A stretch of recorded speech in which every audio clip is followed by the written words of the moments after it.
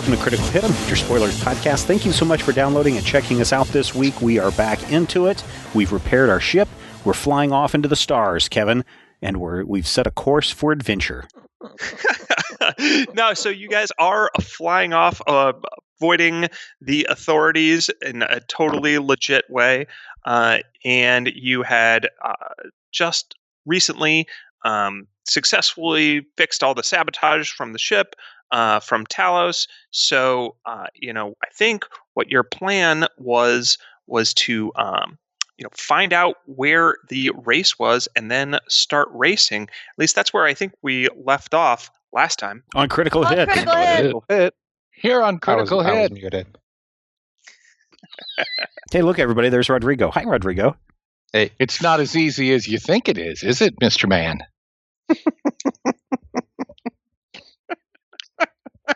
Yeah, no, it's tough. Yeah, you got to unmute and then you got to talk. And by that time, Rob's already done. No.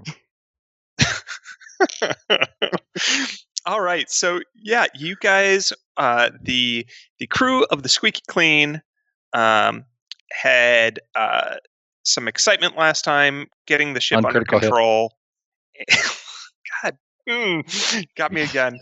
You got to be careful, man. You got to be careful. Just give him your stern look and he'll be quiet.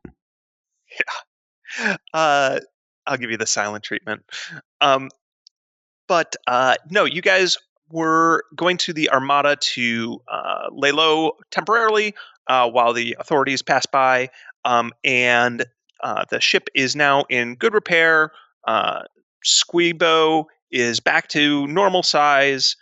There's totally a normal crate in Amu's personal chambers. Everything is fine. There is a normal crate in Amu's personal chambers. That sure is a There's perfectly also a normal not crate. so normal crate. God, didn't ask about that. Question, everyone. Where do we need to go? Oh, yeah, we need to figure out where we're supposed to go. Perhaps we could find some way to trace where Team Rust Bucket had gone previously. Quentin, do you have Rust anything? Dragon, but that's not a bad idea. Quentin, do you have anything? Do you have an itinerary from the event people, since you're kind of working with them or the liaison with them? Accessing. I apologize. I am not programmed with that information at this time. Well, see if you can get in touch with Crystal and see if she knows. And I'll try and hit some other sources of information. Contacting Crystal. Do we know of any of the other contestants in this game? Sure. I mean, we know plenty of the teams, but they're, competition. Yes, but I wanted to see if they've already left as well. I mean, they wouldn't necessarily be taking off from here. Yeah. But, if you want to take the initiative and check some manifests. Sure. They might not all be going to the same place is another thing. So fans of the show Drifters know that there are lots of little sub-rounds because they cannot they don't have every team participating in every environment. So it is likely that you're not going to be, for instance, up against Team Electrum your first time out. You'll be up against some subset of teams. So different teams might go to different locations. Okay. Grace, do you happen to know where we're supposed to be headed to? I do not. I'm sorry, but maybe Rain? I think you'd said previously that she was investigating it for you. We could reach out to her. Sure. Can you open a communications to her? All right. Looks like communications are blocked. I can leave a message. That would be great. Who's blocking? I don't know. Did we turn off the blocker? No, not our communications. On Rain's end. She's busy. Sure, leave a message. Tell her it's Bob. Okay, open up the internal comms back to Hecubino. Hecubino, Rain appears to be busy at the moment. She's got her comms shut down or blocked or offline at the moment. Yeah, let me see if I can scrounge up anything else. I'll try and check the... By chance, was there a welcome packet in your quarters? I don't know. Which ones are my quarters? So that is a good thing to bring up. There are 6 passenger quarters. There's 2 on the port, 2 on the starboard, and 2 in the rear. I don't remember what that's called on the ship. Aft? Aft sounds right. That sounds correct. And there's an upper and a lower quarters for each of them. It just reflects whether you take like a little couple stairs down into the quarter or a couple stairs up. It also means that you all have a neighbor who is either above you or below you. So you guys are trying to reach out through various channels. You're trying to scour, the infosphere, or whether you've all received like little notices or something like that. You're asking around contacts, maybe doing a search to see if you can find Team Rust Dragon's ship and trace things that way. But you do seem to have a little bit of time on your hands, so that would be a good time to get your personal effects in order. Get the ship livable since you're going to be here for a while. Right. So why don't we go through you guys one by one, and you can tell me where in the ship you have your quarters and what your quarters are like. Are the quarters all the same size? Roughly. They're all kind of basic, blocky. They've got metal sheets as their roofs. They all have like little portholes out into space that you can look out, and they all have bunk beds built into them. That is to say, just one bed, but built in. And then the rest of it is really up to what you've. There's basic sheets and things like that are serviceable for many types of creatures, but what you bring to it is what will define the quarters. Let's start with Amu, because you already have something interesting in your quarters. I also think that Rikrichi might have unusual personal quarters. So Amu's bed has been converted into a terrarium where Amu can get out of his shell. Otherwise, the room is currently not particularly unpacked, as Amu has decided to turn about 3/4 of it into a crab pen.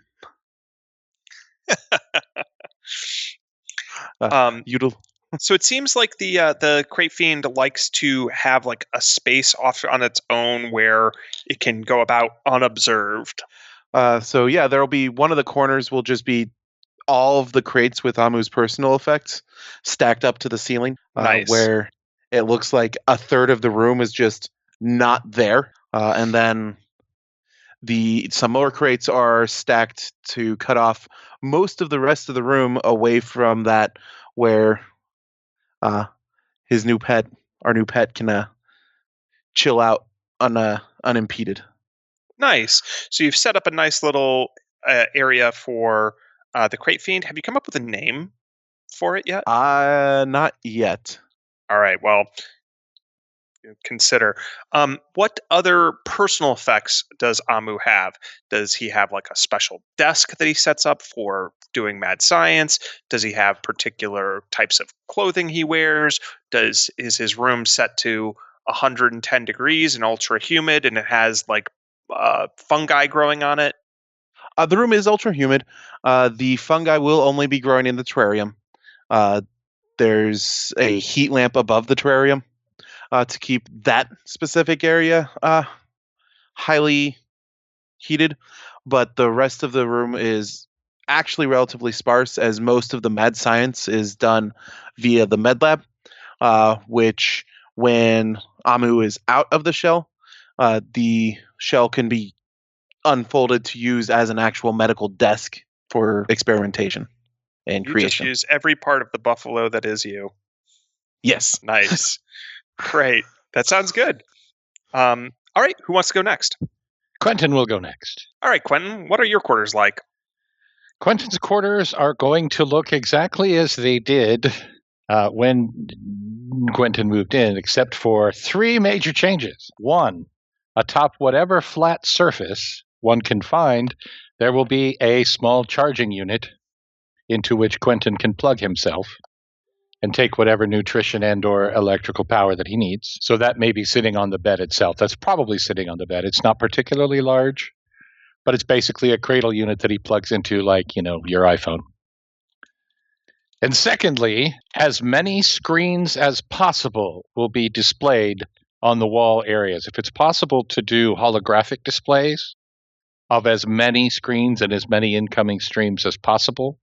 That would be awesome, to where he's actually able to see multiple channels. He's able to see, live feeds of the drifters or the actual broadcast, as well as, news feeds and things from the infosphere, whatever you need. That's awesome. So right now Yep. you have to settle for actual screen displays, but that seems like a good use of any credits you could upgrade. Absolutely. I have like 107 credits. Yeah, but you want those good holographic projectors. Did I say 107? I meant 107,000 credits. All right, how so many you've I got a have. charging station.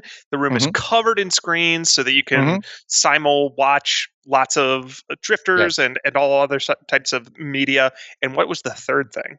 The third thing is a large potted plant.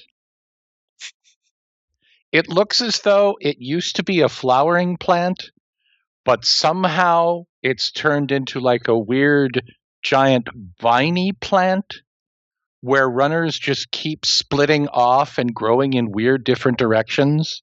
And it's way, way, way too large for the pot that it's in. But for whatever reason, it is there and it's huge. And there are basically little sticks and wires and paper clips and things trying to hold each one of the various runners around. So whatever and wherever this weird plant wants to grow in any direction, it's clear that Quentin is trying to make sure that it can continue growing, even though it's too big for the pot. And for some reason, it's just this weird vine thing. So I have a cross between help me out, the Japanese trees, the small ones. The bonsais. Bonsai? The bonsai. Yeah. I have a half cross between bonsai a and half bonsai kudzu. garden and Little Shop of Horrors. Yes, that's exactly what it is. And it's just growing all over the place and doing weird things and has limbs and vines. And you'll see one vine that splits off into 4 other vines, and each vine is trying to grow. And maybe there's not enough water, but it's fine because it's, it's doing its thing. Then I also see Quentin come up to him, and like one of his little compartments opens, and a little rod sticks out and spritzes it with some water. Yep. Occasionally, a little tiny pair of scissors just to clip off any parts or any dead leaves and such. Awesome. All right. I think I heard Rodrigo there. So what do Hecubino's quarters look like? Hecubino will set up he'll set up his bed type area in such a way that basically Quentin can stand comfortably in the opposite corner, and he can sit on his bed, and it will look like a natural shot. He might he'll even kind of measure it and put like a little spike down, like an X, for like the optimal place for Quentin to hover. And then Camera he will also set up. He probably doesn't have like a full-on like triptych mirror, but he probably has a bunch of smaller mirrors that he like jury rigs together. And basically, if there's like a desk area, he's kind of turned the desk into his like makeup area. If he has like a couple posters, he will like again sort of place them strategically so that they're in the shot. That's pretty much it. If you walk into the room, like there are areas that seem weirdly decorated and others that aren't, because he's just focusing on the ones that are going to be in shots. So that's funny because I imagine, where like let's say you're leaning up against your desk or by a bed or something like that, the areas around you and behind you might have your cool posters and stuff like that. Whereas if we pivot the camera and see from Hecubino's eyes, there's just like an expanse of gray metal. Yeah, just nothing there. And so it's probably like an arc so that Quentin can stand in one place and get Hecubino like either on his bed or sitting in the mirror, or even do a shot of Hecubino through the mirror, and then whatever's behind him will be something. But yeah, if he was like to start at like literally the opposite side and get him through the mirror, there'd be nothing. Metaphor for the emptiness of the pursuit of celebrity. Yeah.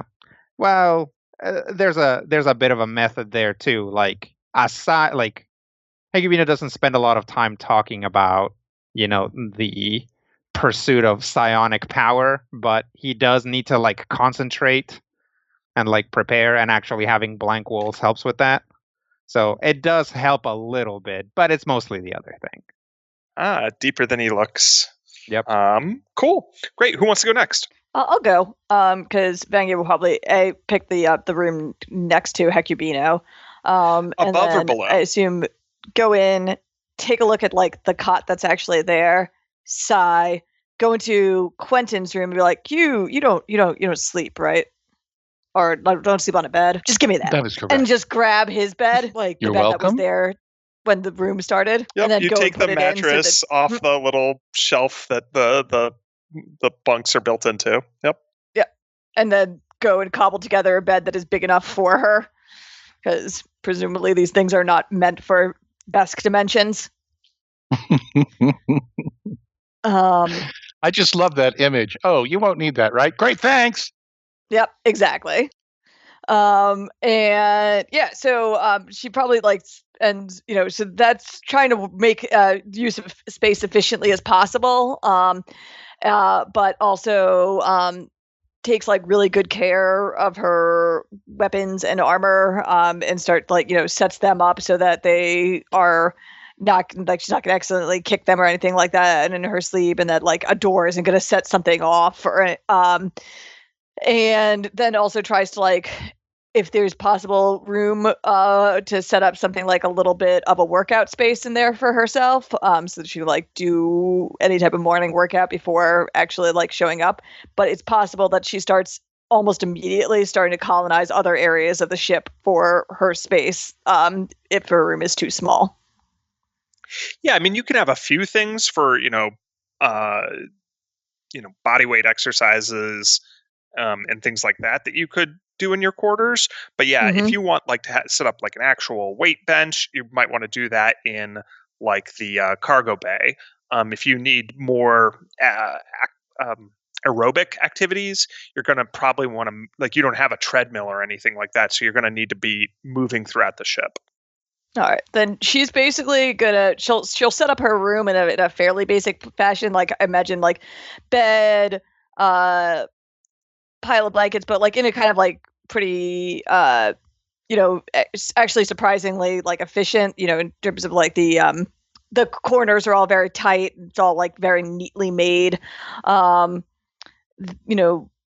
probably very few personal effects, but except for like very pragmatic stuff that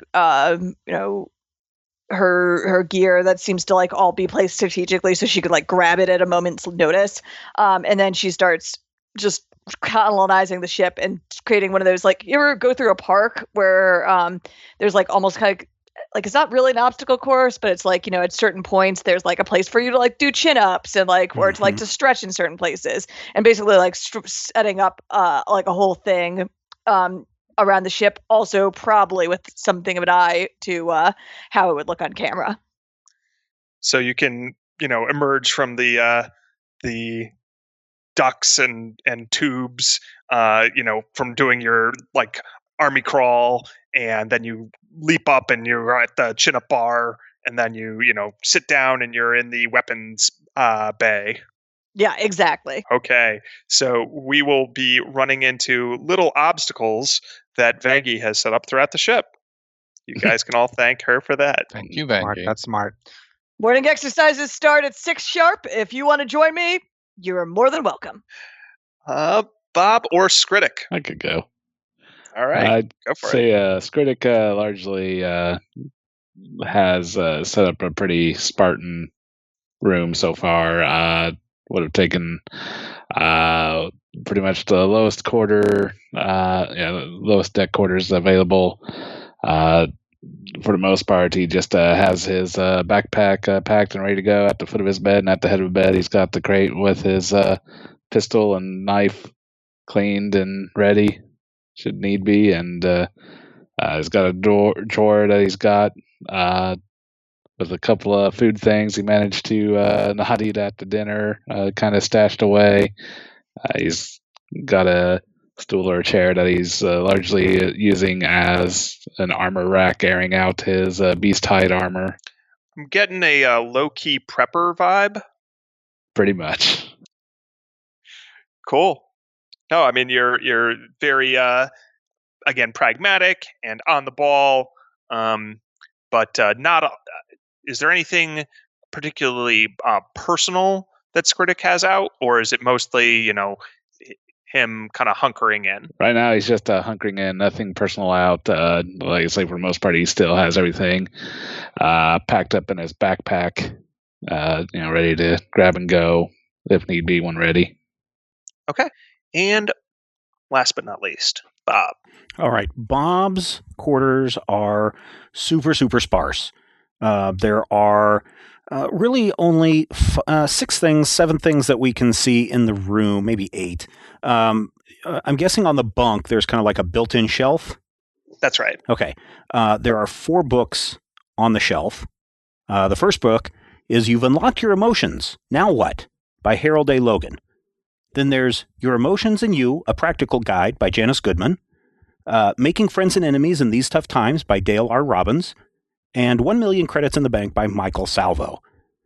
Right next to that is a little counter. You may have seen these things that people use them for their social media, numbers, how many people are following them, etc. There's a little credit counter right next to the books that currently says 4,215. Yes! On the floor, I think I know what that is. On the floor is a knapsack, and then there's also on the desk, there's a data pad that's always constantly displaying all the diagnostics of the ship in real time. And then on one of the walls, probably the wall right next to the door, right at eye height, there's a small round mirror mounted at Bob's eye height that he uses for meditation. And that is all that is in Bob's room. All right. So yeah, pretty sparse, pretty Spartan. But and actually one final thing on this. Pick your neighbor, because keep in mind you're either somebody's upstairs neighbor or downstairs neighbor, based on whether you're an upper or lower deck. Downstairs. Whichever one is closest to the pilot seat. It's probably 6 to 1, half dozen the other between the port and starboard wings. Upper starboard. Upper starboard. Okay. I'll go with downstairs of Hecubino. Quentin will be upstairs of Amu. Yeah, we'll be in the back. All right. So you guys are downstairs aft for Vengi, upstairs aft for Hecubino. Skritic, you're a downstairs person yourself, right? Yeah. I'd take a lower quarter. Do you care about starboard or port? Nope. Whatever's open. Then you will be downstairs starboard below Bob. Quentin, you said downstairs? Upstairs. Above Quentin's Amu. upstairs. And Amu, you want to be downstairs? Amu has had the experience of his terrarium leaking and understands that others are not appreciative. All right. So Amu and Quentin, you guys are neighbors. Vangi and Hecubino, you guys are neighbors. And Bob and Skritic, you guys are neighbors. So you will run into each other slightly more often throughout the ship. Quentin presumes that if there are any unpleasant smells from a room full of terrarium, it will be less problematic for him. Sure. Yeah, you guys can determine what habits you have, like whether you're playing, Kasathan drum trance music all night or something like that. Oh, I'm definitely playing Kasavan trance music. No, wait. Okay, cool. So you get yourselves situated while Grace is scanning for the Rust Dragon, and you're waiting to hear back from Rain. Grace reports that the Team Rust Dragon's ship left space dock, but it left under thrusters, not under drift engine, which indicates that it's likely headed somewhere in the Pact World system, but they did take evasive maneuvers and seem to go through the Armada, much like we did, to lose any would-be trackers. And as you guys congregate, by the way, there's kind of a central kitchen dining room area in towards the center of the ship. That is an easy place for the 6 of you to gather when there's nothing particular going on. And the Grace has things on autopilot since you're not really doing anything right now. Okay. Then at that point, you get a private message from Rain. Hey, so you guys aren't where I left you. Nope. We had. You remember those guys that got into our ship? They left some malware, so we had to clear that out and then make a bit of an exit. I All right. accidentally shot. Well, not so much accidentally. I had to shoot 2 missiles to keep from blowing something up. Well, I got something to drop off here, so you're going to need to dock somewhere. Back to Absalon Station? Yep. All right, well, let's go. Let me know where you've docked, and I'll meet you there. Let you know what I found out. Okay. So you guys find a different dock and settle up with the docking fees and alert Rain as where you are. Yep. Cool. When she, pings your comlinks that she's nearby, and to open the hangar bay doors, as you do so, you hear the rumbling sound of a vehicle engine, an old school engine running on petrol, and it rumbles into the room. It is a high mobility, multi-purpose wheeled vehicle with a very wide base and a steel frame and enormous tires made of some super durable polymer with thick treads in them. And it has an open top, and it kind of looks like a really wide, durable dune buggy. Internal combustion. How amusing. And Rain is driving it, and she drives it into the cargo bay. Ooh, sweet ride. Yeah, this is a classic. Yep, you'll be needing it. I take it this is our on-world transportation? For this world, yeah. Oh? Well, you can keep it if it survives, but different worlds might require different transportation. Why don't you seal up the bay there, and I'll tell you what I know. Quentin closes the doors. I'll get some hooks out and secure the buggy. I will help. Yeah, and it probably needs real brake things and stuff like that, so it doesn't move around or get jostled in space flight. But yeah, yep. I'll double check Rain, and make sure the parking brake is on. Yeah, I'll do any heavy lifting required to secure it. Rain hops out after parking it and lets you guys do some of the miscellaneous stuff, and then is ready to debrief you in the cargo bay. So I found out where you guys are headed. All right. Where are we headed? It's going to be Akaton, the red planet. All right. Nice. Home team advantage.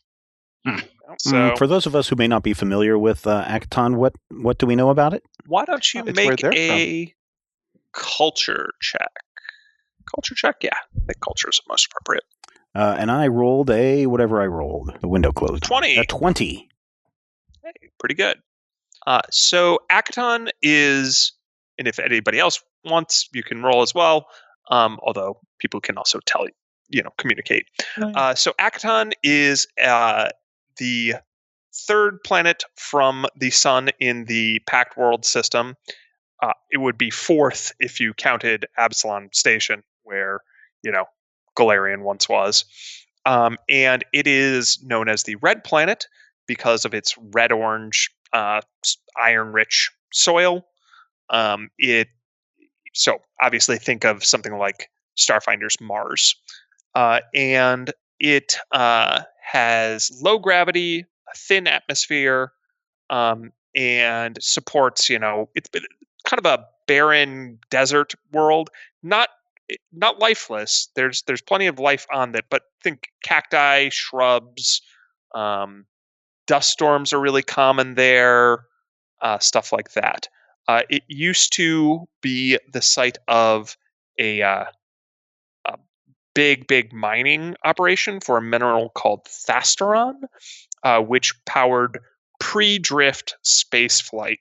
But ever since drift engines came about, the market for that plummeted, and the planet is a abandoned, desolate wasteland filled with junk heaps and there's also gladiator arenas and massive Yusoki warrens where they trade all sorts of things, and there's an enclave of contemplatives there as well. Oh, that Akaton. Any idea where we're supposed to start? They'll keep that under wraps so that we can't scout the course before it's underway. We'll get that as a last minute thing. Why don't Hecubino and Vangi give me another culture check as well? Actually, anyone can, but I'll give you guys a +2 bonus. Vangi and Hecubino. Sweet. Ugh. I did poorly. Got to watch more Infosphere. I'm trying. I have 57 screens. Oh, dang. Nat 20. Nice. So, Akaton has actually been on the show Drifters before. Brian, I imagine this might be Skritic's, what episode he's seen? You've only seen one episode, but this is the one you've seen. I hate that. Every time you tune in to a show that you haven't seen, it's always the same episode. Yes. So, you remember, there was a crew of Shirin that were ripped apart by Giralon, these four-armed ape creatures, on the surface of Akaton. Yeah, let them know that. Yeah, so pretty much a blighted wasteland. If you're not used to low gravity, it's gonna make you feel giddy at first, but it can throw things off too. Air's a bit thin, so we're packing a little extra oxygen in case you need it. Then everything else will be up to the course. It's physical terrain, no flight enabled. You're going to have to drive from place to place, hence the buggy. Worst places to start. Yeah. Yeah. I also have the skinny on your competitors. Ooh, who? Well, we got 3 of them total.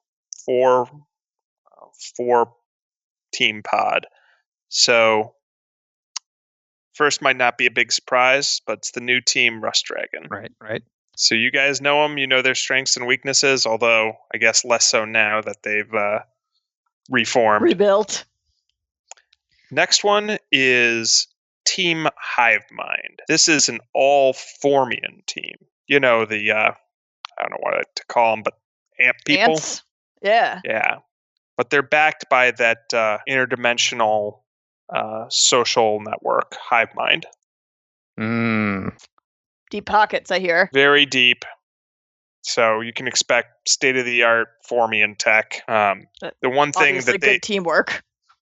excellent teamwork. They're all going to work in sync. The drones and warriors are pretty much fearless, but they're not always the most creative. They kind of operate with a single purpose. Makes sense. And then there's one that I have very little information about, but again, they seem to have a lot of credits backing them. And I objected to this, but the marketing said that it could establish a little rivalry, so they were fine with it. But it's called Team Brainpower, and it's a contemplative Shirin and a Trox. Oh, so all psychic? Well, I don't know, but their logo is a giant brain. All right. Is this 2 advanced or just one of us? Oh, so you'll get an award for finishing first. They'll announce that at the beginning, and then anyone who survive, anyone who doesn't survive obviously doesn't make it out, period. And then whoever comes in last is eliminated. So as many as 3 of you could advance. Okay. Okay. But they don't like to have a event where that happens. Of course. What do you think? I could check in with the coach when we land and see if he's got any skinny? Yeah. I mean, unless it's going to be far from our old stomping grounds, there's probably a lot of information that we can get when we get there. They Worth a might shot? jam your signals when you arrive, is the only thing. Mm. Because they're not going to want you to communicate with the outside world. Now, after the race is done, we should have some time. Oh, Fair okay. enough. We could do that. All right. And of course, being as, they're not going to give us much time to prep, you are supposed to be there in 30 hours. All right. Well, let's plot a course and everyone get a good night's sleep. Okay. Grace, All right. can you begin preparations to plot a course to Akaton, the red planet? All right. Well, let me off first. I'm not coming with you. Oh, okay. Well, she's just Fair. prepping. We're not going to take you yet. But if you have any questions, comlink me. They'll jam me out too. I won't be able to advise you during the race. So if you need anything, there's some supplies that I thought might be useful in the buggy. I leave it to you to adorn it. One thing you're gonna have to keep in mind: there's always really two contests going on. Mhm. There's the race, which you can't afford to lose, and you can't afford to be blown up. But then there's also the race for people's hearts. So if you're just bland and effective, people don't tend to like that. That means lower viewership. That means fewer likes. That means you're not going to get as many upgrades. That means eventually they're going to try to write you off. Right. So you need to build your brand. A tree is So- known by its fruit. What now? Exactly. Confusing aphorisms. Okay, that could be a branding strategy, I suppose. All right, pretty tired, so I'm gonna leave you guys to it. Link me if you have any questions. Okay. Thanks again. Bye. She, her Lashunta antenna twitch in your direction. She just kind of waves. She trots off the ship. She looks a little run down, a little tired. She looks Yeah, tired and run down. She's world weary. Oh. Which world? All of them. Yeah. Once she's out of earshot, and there's no way that she can hear it, you will hear Quentin say, I question her motives. Yep, that tracks. Why? She's helping us. But why? Because she wants us to do her a favor and figure out who's getting killed. Yeah. Also, as our contact, she gets some amount of money plus potentially the sponsorships could expand to her. Yeah, if she gets known for coach of up and coming drifters, she could get even better up and coming drifters. But she has self-identified that she does not trust the competition. Therefore, it seems illogical for her to attempt to win a competition that she does not trust. Well, I she wants us to question her get to the motivation. bottom of it. That doesn't Yeah. mean she doesn't want to also win it. That's the ideal. We have to do. We're probably gonna have to do pretty well in order to become the bait to actually them to try to mess with us as the second place winners. So it kind of has to be both. If we get knocked out too early, then we're useless for the investigation. Either way, it's fine to keep a healthy amount of distrust. So if you distrust her, and I'll slap his little orb, or if you distrust her, that's some amount of brain power that I don't have to devote to distrust her. So go for it. Quentin's little emoji face gets a raised eyebrow for a second. He sort of pivots a bit and says, a wise man always knows the side on which his bread is buttered. Bob goes over to the vehicle and looks to see what Rain has left for us. So there's little breather masks that probably have the extra oxygen she mentioned. And a couple, there's one that's just like a weird tank that you think maybe Quentin could install. And then there's a tarp covering lots of supplies for basically maintenance on this machine, extra things of petrol, and it looks like some gear that would be appropriate on a planet that has horrible sandstorms. So goggles and dust-colored cloaks or sandy cloaks. Oh, Ooh, man. polished shell. Sandy Cloak. Eyewitness News. Okay, Grace, I believe we're ready to depart.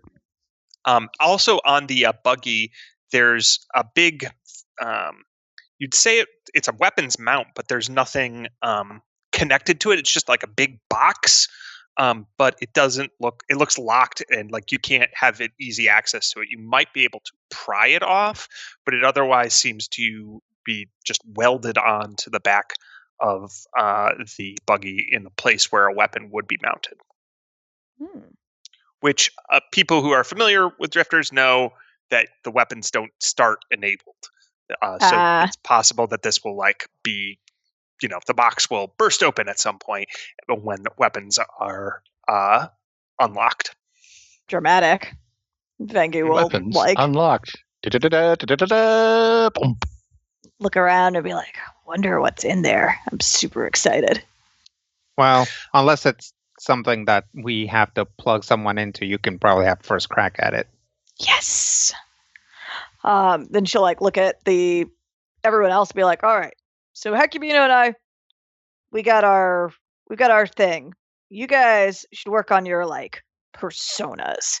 Figure out how you want to introduce yourselves to the world. Hi, I'm Bob Newman.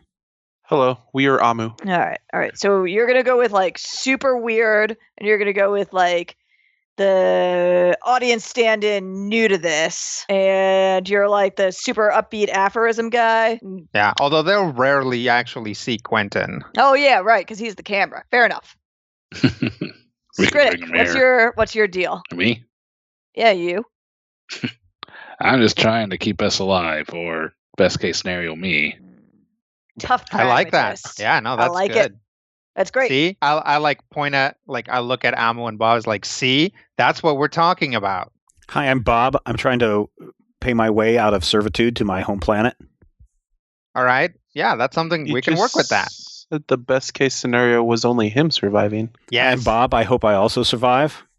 So that gets you thinking. What's his deal? What is he up to? Right? If the audience starts asking questions, then they'll be interested. That means they're interested. Yeah, that means they'll tune in next week. That means that they'll try to make sure that we do survive to the next episode. I mean, I don't know that a lot of people know what Rakrichi are, so we've got a lot of latitude to work with. But we'll figure something out. Okay. Maybe we can get a good shot of you eating a bone or something. In all likelihood, our issue will not be so much branding as coherence of branding, as each of us is relatively memorable in his or her own way. I mean, the ensemble, it can work. It can work. Yeah, that's more of clothing, and we'll work on some catchphrases and team cheers and stuff like that. But,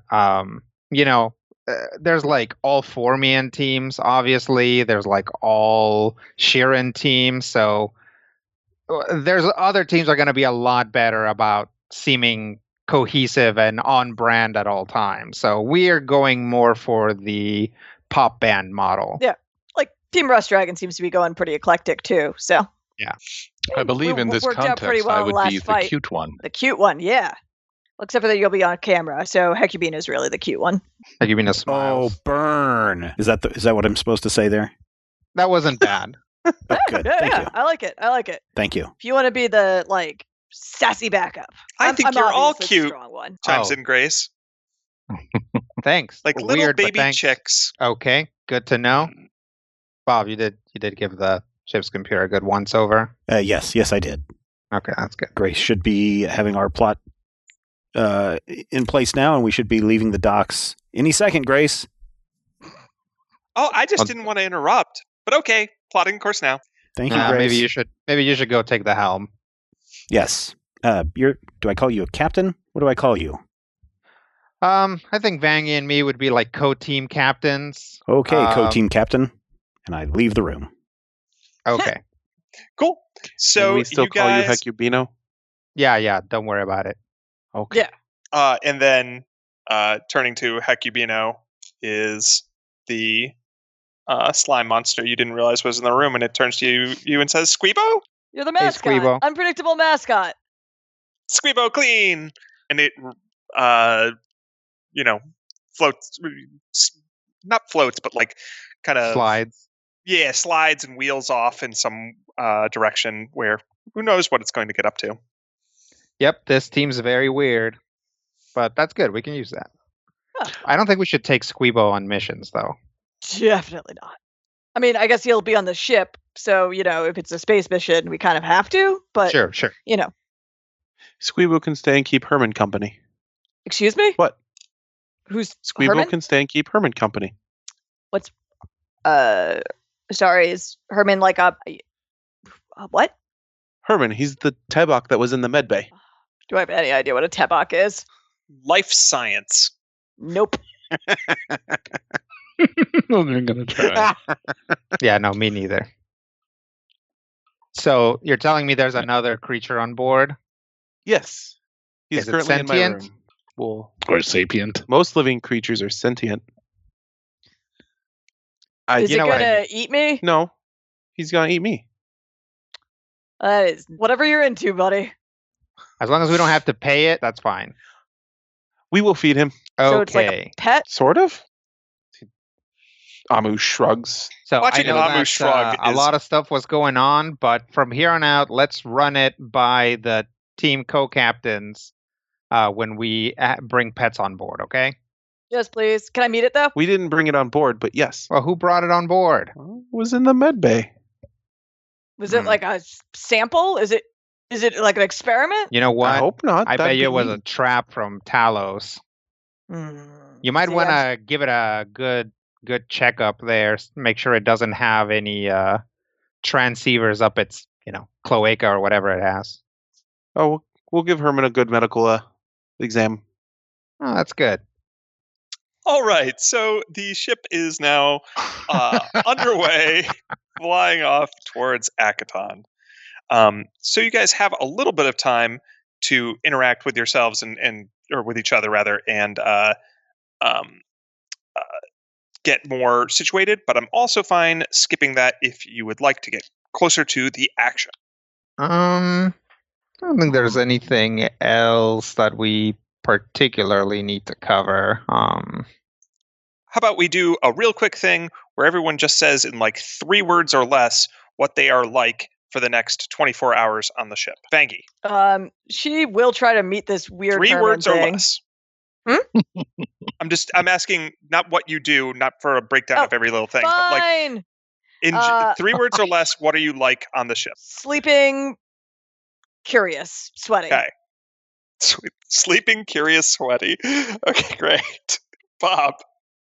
Piloting, labeling, maintenance. Skritic. Grumpy and hungry. Being hungry. Nice. Hecubino. Also mostly sleeping. Mostly sleeping.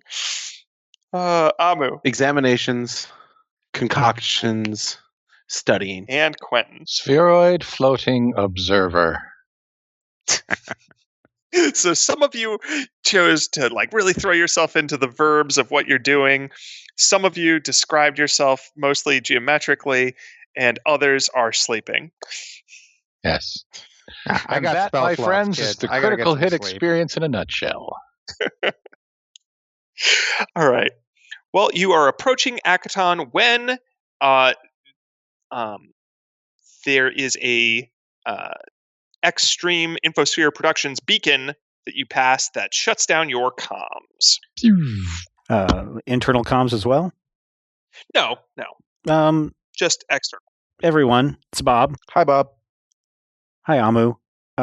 External comms have been shut down. I think we are about to begin. Great. Let me get All my right. makeup on. All right, I'll gear up. Yep.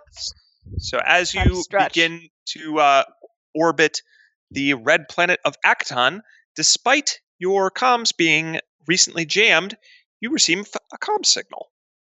It's requesting a video feed, and it's coming from the planet's surface, though not from a source you recognize. I'll turn it on and pipe it into everyone's view screens. Bloop, bloop. Okay. Anyone who wants can make a culture check. Oh boy. To Sure. recognize what this is.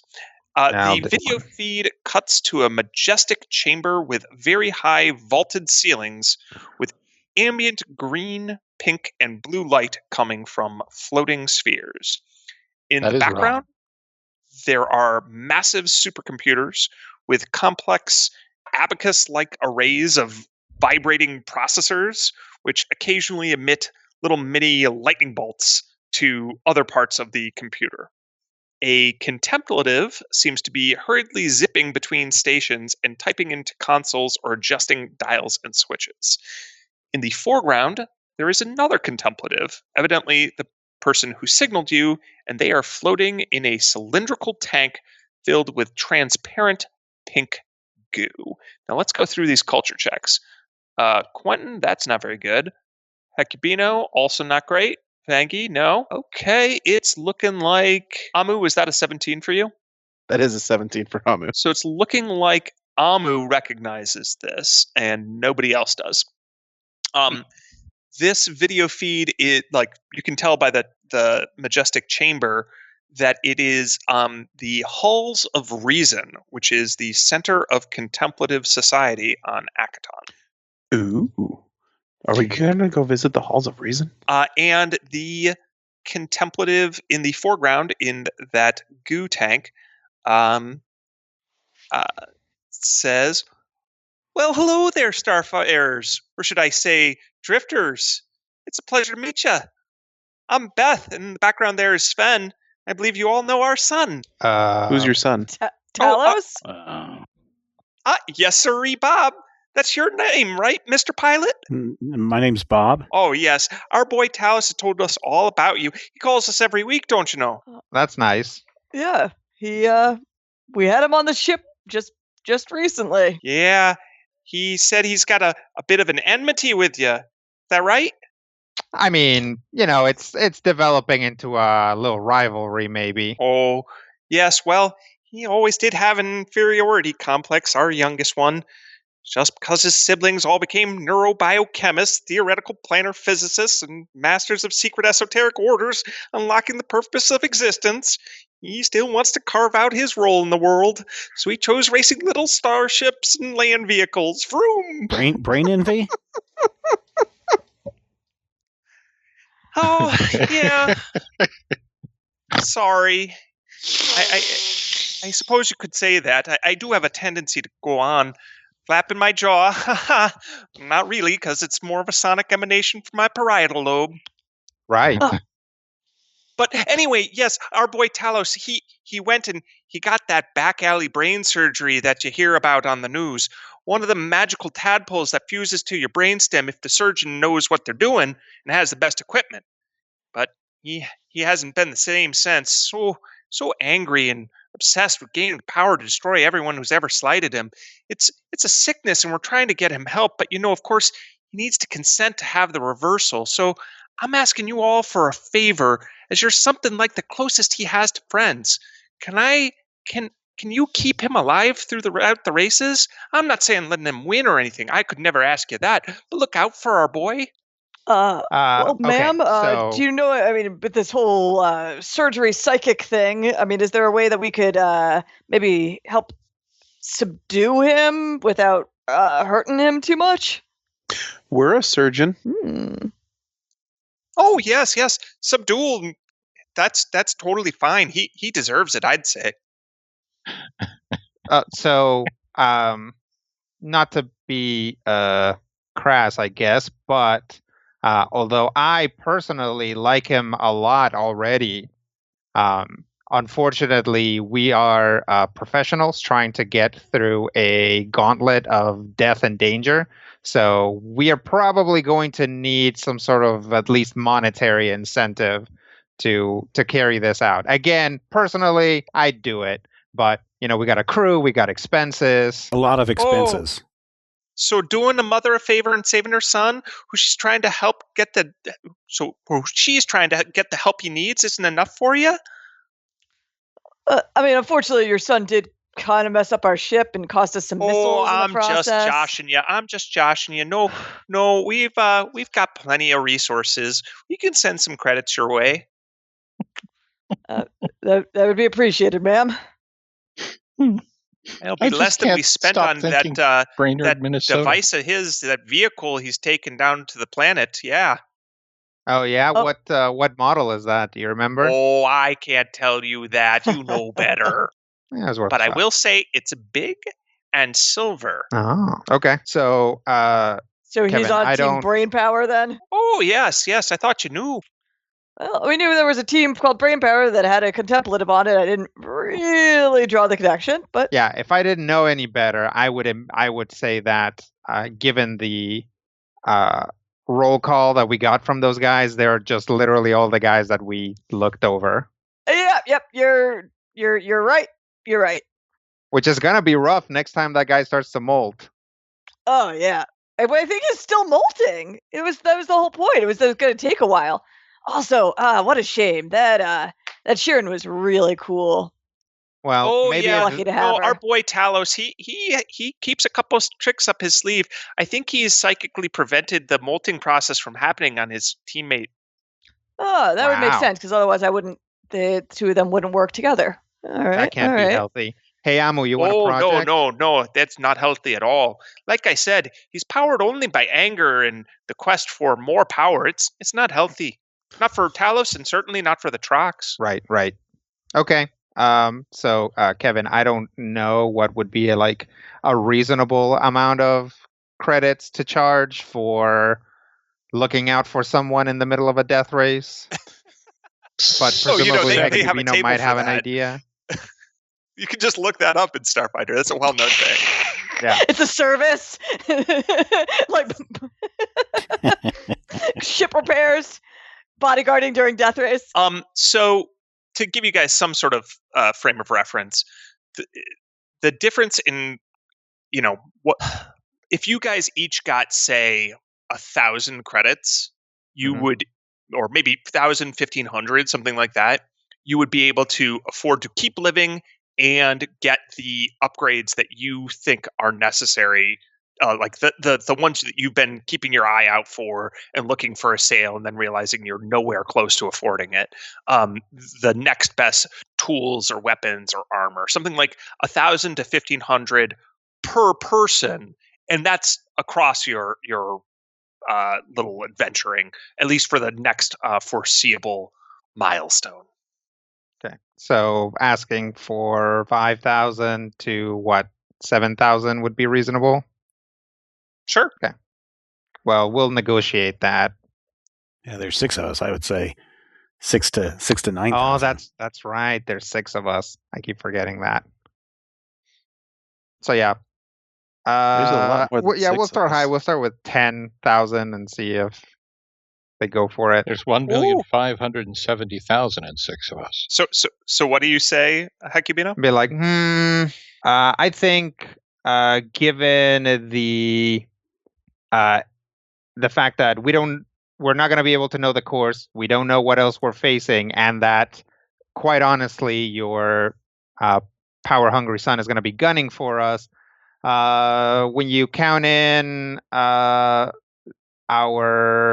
ammo, repairs, like wear and tear on our vehicles, and the fact that we might have to replace one of our crew, honestly, at the end of all this, I'd say maybe we can go with 10,000 credits.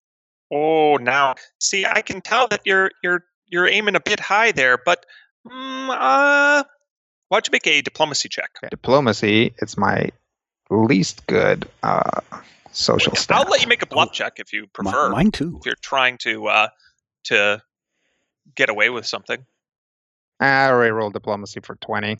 Nice. Well, I can tell you're aiming a bit on the high side, but there are a lot of these same expenses that Talos tells us about all the time.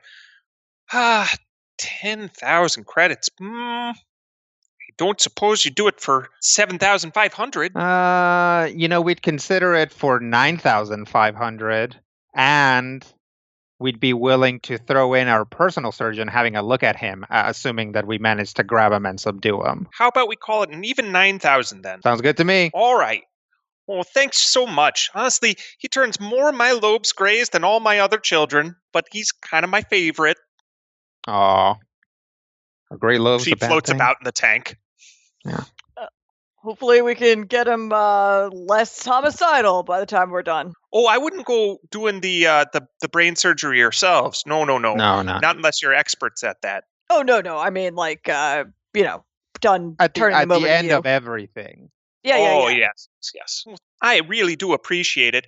Yeah, you're doing a mother a favor, and I don't see what he gets out of the whole drifters thing. Is it like a cult? You're all his peers. What do you get out of it? Money. Mostly money. Yeah, fame. We get to see multiple cultures and learn about various other entities. But mostly money.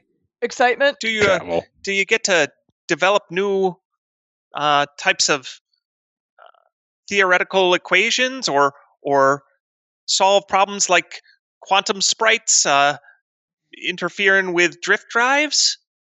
I'm working on my man, but emotions. in all honesty, I'm not nearly so smart as all that. No, we don't really do that, but we try very hard to rise above all of our hugely underdeveloped stations. What I'm saying is most of us are really poor and grew up in like bad situations. So this is a way out. Oh, that's very relatable. Over Is it? I to- write it down.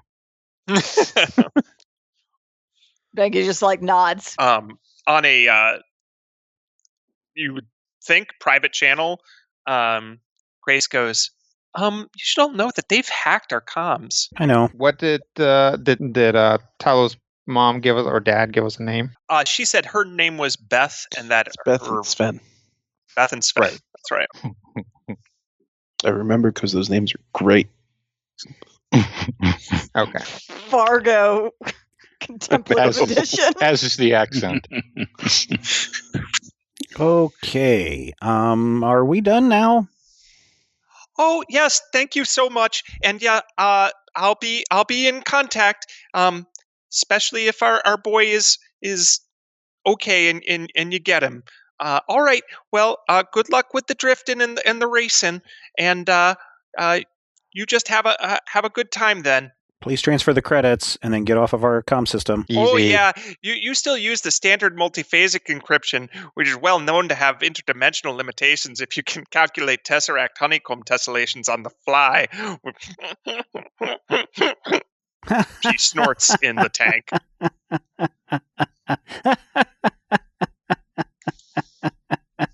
I have no idea what any of that means. Okay then. It Honeycomb was is real made nice by multiple talking insects. to you all. Bye. Thank you. She hangs up.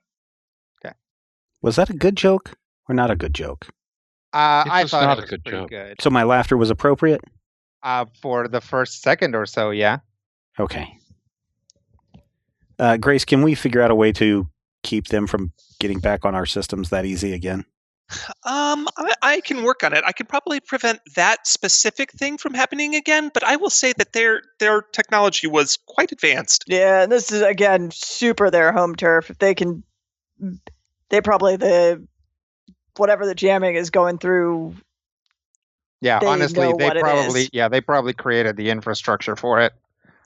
So wouldn't Relative to necessarily spend the Talos, resources. they were substantially more proficient. Much more. Okay.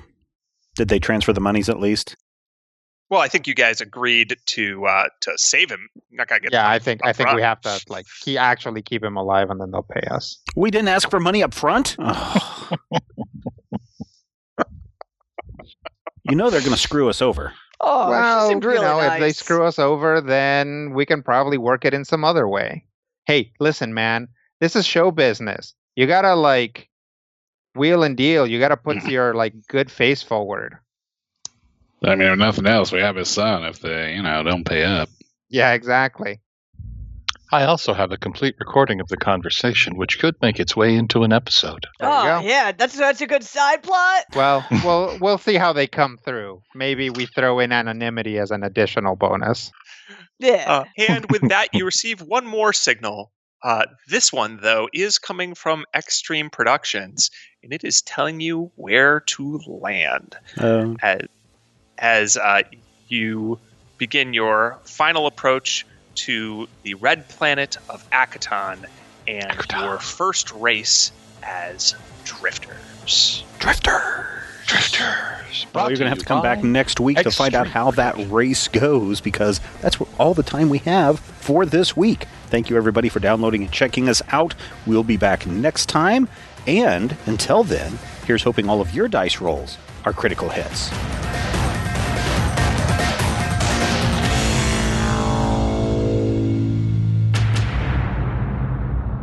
This podcast is copyright 2020 by Major Spoilers Entertainment, LLC.